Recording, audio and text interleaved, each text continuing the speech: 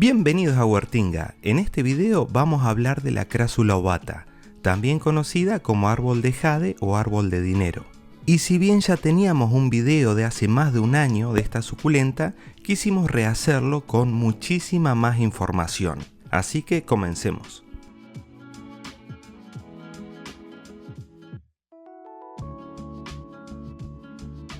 Esta suculenta es oriunda de Sudáfrica y más específicamente de una provincia costera que se llama KwaZulu-Natal, si es que se pronuncia así. Y es interesante que la llaman árbol de jade, donde árbol da cuenta de su porte arbustivo y jade es un mineral, una piedra preciosa que tiene un color verde esmeralda, por la tonalidad de esta suculenta. Y otros la llaman árbol de dinero porque en la cultura china y más precisamente en la filosofía Feng Shui se la considera una planta que atrae la buena fortuna al hogar. Que no me estaría sucediendo y ustedes dejen en los comentarios si les estaría funcionando. En cuanto al crecimiento, su velocidad en realidad es más bien lenta, pero da la impresión de que crece más rápido porque lo hace de forma pareja, creciendo a la vez todos los tallos y todas sus hojas. Y es de porte arbustivo, por lo cual crece como si fuese un pequeño arbusto que en realidad puede llegar a alcanzar una altura de 2,5 metros. Y los tallos, a medida que crece, se van tornando leñosos, como si fuesen de un arbusto o de un árbol, como pueden ver acá, que son tallos duros y firmes. Y el tallo principal puede llegar a alcanzar un espesor de 6 centímetros, o sea, miren lo grueso que puede llegar a estar. Y para ilustrar mejor este crecimiento, vamos a mostrar una publicación de la cuenta de Instagram, que es @huertinga, que es de hace aproximadamente 2 años atrás.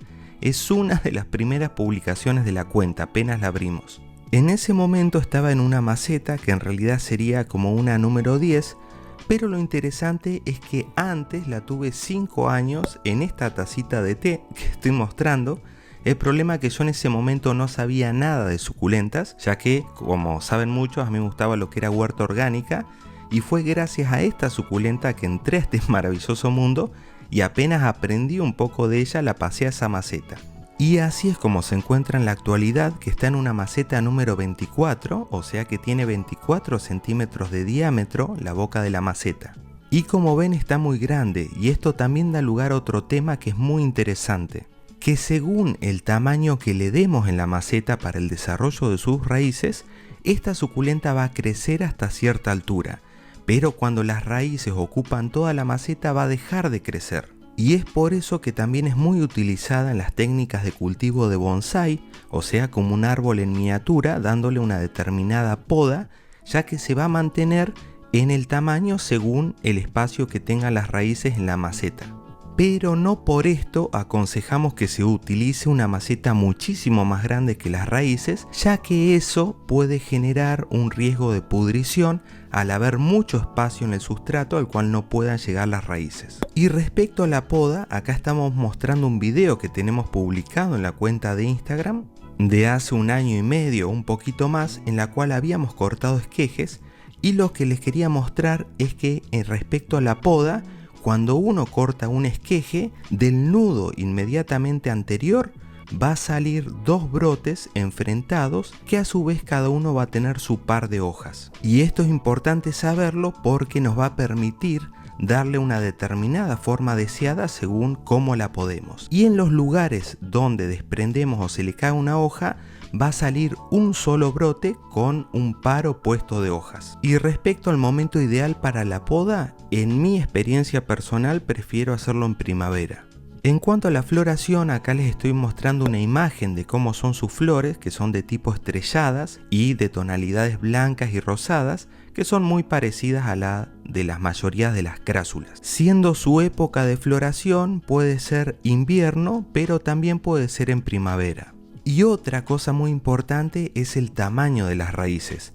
Al ser una crásula y de porte arbustivo, como estamos mostrando en este fragmento de un video, que les voy a dejar también en la miniatura, que fue cuando la trasplantamos en primavera, pueden ver lo grande que son las raíces. Y esto es justamente por eso, porque es de porte arbustivo y esto también le va a dar más estabilidad. Ahora, si eso lo pasamos a una maceta más grande, como hicimos en este video, le va a permitir también ir creciendo más a nuestra suculenta. y así de a poco la vamos a ir pasando cada vez a una maceta más grande, lo cual a su vez nos va a permitir también controlar mejor la humedad del interior de la maceta, ya que si fuese muchísimo más grande, ahí corremos el riesgo de pudrición, que es el principal problema que puede llegar a tener esta suculenta, que como vamos a ver es muy resistente. Y quiero hablar de un tema que es la época de reposo de la Crassula ovata, que me costó muchísimo conseguir información confiable. Creo que estuve un año buscándola, ya que si ustedes buscan y hacen la prueba en Google, pongan Crassula ovata época de reposo y van a ver la poca información que hay y muchas veces contradictoria. Y la realidad, bueno, acá me encontré un durazno que se están cayendo a cada rato del duraznero, pero la realidad es que la época de reposo es en verano, con temperaturas altas y constantes, quizás me animaría a decir de 35 grados centígrados para arriba. Ahí es cuando entra en reposo. Y el problema es que es difícil darse cuenta cuando entra en reposo, o sea, cuando se inactiva la suculenta, porque en realidad como es de crecimiento lento y es tan resistente, es muy difícil saber si está o no está en reposo. Y creo que esa es la razón por la cual hay tan poca información en internet respecto a este tema. Y eso va a incidir, como vamos a ver después, en el riego. Y antes que me olvide, en cuanto al sustrato, nosotros utilizamos el sustrato que tenemos explicado en un video en el canal que les dejo la miniatura, que es el que utilizamos en general para todas nuestras suculentas no cactáceas. Y ahí está explicado cómo lo preparamos. Y adentrándonos en las sugerencias de cuidado, en cuanto al riego, acá voy a hacer una rectificación de lo que sugeríamos en el video anterior de hace un año y medio. Lo que sugerimos en principio es un riego cada 7 días, pero postergándolo si el sustrato no está completamente seco. Y en invierno una vez al mes. Y en verano, si nuestra suculenta está en reposo, ahí también lo que se sugiere es darle un riego de mantenimiento, o sea, de una vez al mes. Que en mi ciudad, como no llega a esa temperatura, no entra en reposo. Respecto a la iluminación en climas templados, sugerimos que esté con exposición solar directa. Pero en verano, si ven que los contornos de las hojas empiezan a quemarse, que se ponen como un poco secos, ahí hay que darle menos sol directo. Y esto, bueno, también les va a servir para los que vivan en climas tropicales, que si ven que se le está quemando, bueno, le reducen las horas de sol directo. Aunque es verdad que puede estar con semisombra, o sea, con exposición solar indirecta, aunque va a estar toda verde y no va a tomar esa tonalidad morada de los contornos que le da la exposición solar, que consideramos que es lo más saludable para esta suculenta. Pero como es tan resistente, puede estar con semisombra y por esa razón también muchos la tienen dentro de su casa, incluso con poca luz y aguante igual, porque es súper resistente esta suculenta. Que por esa razón también es muy conveniente para los que recién ingresan al mundo de las suculentas, ya que les va a aguantar por más que la rieguen de más o bueno, cometan algunos errores típicos. La temperatura óptima es de 20 a 35 grados centígrados. Y en cuanto al frío, es una suculenta que tiene una excelente resistencia al frío, pudiendo llegar a tolerar heladas de hasta 8 grados centígrados bajo cero, siempre que el sustrato esté completamente seco. Aunque esto no nos lleva a la conclusión de que puede llegar a estar bajo una nevada, eso no lo sugerimos. Bueno, acá para que vean más o menos el tamaño que tiene, se ha puesto Nichu solita ahí, que es nuestro chanchito salvaje, para que vean que más o menos la altura es la del lomito de nuestra querida Nichu. Que por suerte una de las poquitas cosas que ha aprendido a hacer es, bueno, justamente no meterse con las suculentas. Ella sabe que tiene que quedarse cerca, pero no ni comer ni nada de eso, así que una genia Nichu. Ahora lo demás no aprendió nada. Carlitos, ¿qué estás haciendo ahí? Huertinga, me estoy escapando de ese chanchito salvaje que me va a comer todo, ¿no? Sácalo de acá, ese chancho no tiene modales. Yo soy una persona seria y famosa, no puedo estar con un chanchito que me está lengüeteando todo. Bueno, Carlitos, tranquilo, que no te hace nada, es un chanchito salvaje amoroso. No, Huertinga, me va a lengüetear todo, sácame de acá. Bueno, volviendo un poquito más a la seriedad que deberían tener este video, en cuanto a la reproducción, puede ser tanto por hoja como por esqueje de tallo. Y aprovecho para aclarar que yo nunca digo también por semilla, porque obviamente todas las plantas se reproducen por semilla, que es el método sexual de reproducción, sino que hablo de los métodos particulares de las suculentas. Ahora, en cuanto a la reproducción por hoja, hay que tener en cuenta que es un proceso muchísimo más lento a de la reproducción por esqueje de tallo. Y esto nos va a llevar varios meses para que logre desarrollarse un brote de la hojita. Y aclaro que todo el método de reproducción por hoja está explicado paso a paso en un video que tenemos en el canal, que les voy a dejar la miniatura y el link en la descripción, que ahí explicamos todo y despejamos todas las dudas para que pueda darse con éxito o en la mayor medida posible la reproducción por hoja, entre otras, de esta suculenta. Pero quería mostrarles una publicación que tenemos en la cuenta de Instagram, que también es vieja, es de hace como 1 año y medio, que son las primeras hojitas de las cuales salió un brote de nuestra suculenta. Pero también quería mostrarles un brote desarrollado por hoja que lo sacamos de una de las bandejas de reproducción en uno de los directos que hacemos en YouTube todos los sábados a las 7 horas de Argentina, para que vean las raíces que tenía este brotecito que creció de esa hoja, raíces muy grandes, que pasamos a una macetita número 8, para que vean cómo también se puede dar la reproducción por hoja y muy bien. Pero repito, lleva tiempo el crecimiento del brote por hoja, así que mucha paciencia. Y la reproducción por esqueje en realidad es muchísimo más fácil. Este es un fragmento de hace también casi 2 años que está publicado en la cuenta de Instagram, donde mostramos cómo cortar esquejes para reproducir de nuestra crásula ovata, que siempre es conveniente retirar los 2 pares de hojas anteriores, o sea más próximo a la zona de corte. En realidad acá las había puesto directamente en maceta por el video, pero hay que dejarlo cicatrizar esa zona de corte al aire, quizás unos 3 días hasta que se forme un callito. Y después recién se pasa una maceta con sustrato, con riegos superficiales, pero a partir de la semana, para darle tiempo a que vaya desarrollando unas pequeñas raíces. Y uno de esos esquejes que veían ahí es este, que lo tenemos en una maceta número 13, está muy bonito, ha crecido también un montón. El otro en realidad se lo regalé a mi padre, que lo tiene en su casa, pero la realidad es que lo cuida como él quiere, no me hace caso nunca, de hecho lo riega seguido, pero como es tan resistente esta suculenta, como decíamos antes, igual aguanta los excesos de riego, pero que aguante no significa que sea lo mejor para ella, y eso es necesario siempre aclararlo.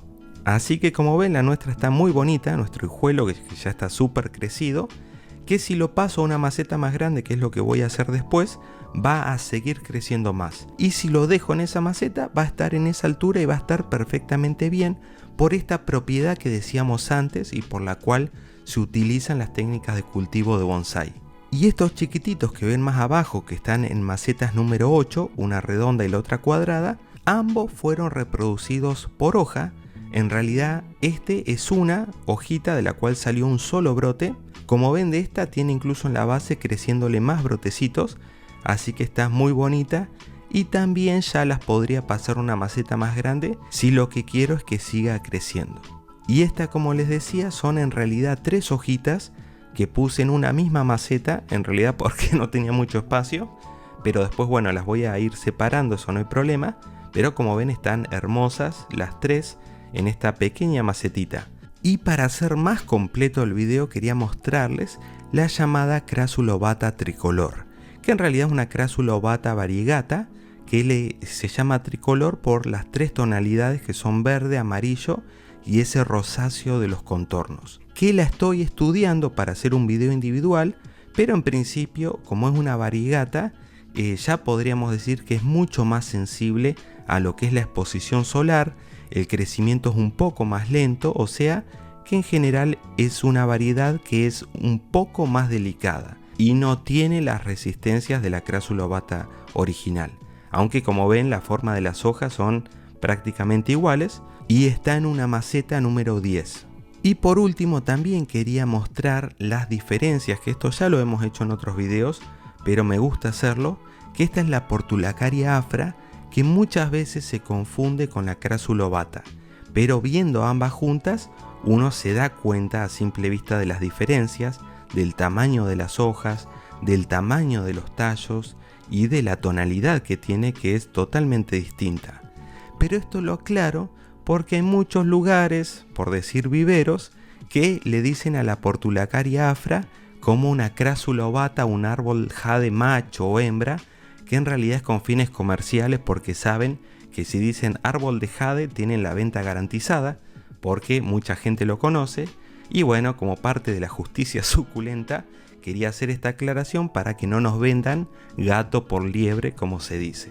Son dos suculentas distintas, no están emparentadas, los géneros son distintos, una es crásula, la otra es portulacaria, aunque ambas provienen de Sudáfrica, aunque de distintas regiones. Y también quería mostrar con la crásula ovata Gollum que las tonalidades son muy parecidas, son iguales, porque hay un tema que me consultan mucho y me siguen consultando, que a veces la crásula ovata Gollum desarrolla hojas chatas, que son obviamente exactamente iguales a la de la crásula ovata. Pero esto, a mi criterio, es normal que suceda, o sea, no es un problema que cada tanto le salga alguna hoja chata. Muchos dicen que hay que desprender esas hojas chatas para que no pierda esa propiedad que tiene de sacar hojas cilíndricas. En mi experiencia yo nunca le saco las hojas chatas a la crásula ovata Gollum y esto no ha producido que dejen de salir hojas tubulares, como pueden ver. Pero bueno, eso quizás con el tiempo veremos si afecta o no el desarrollo de las hojas tubulares. En principio, y en mi experiencia, me puedo equivocar, en principio eso no lo afectaría. Pero bueno, eso con el tiempo y los años vamos a poder decirlo con firmeza.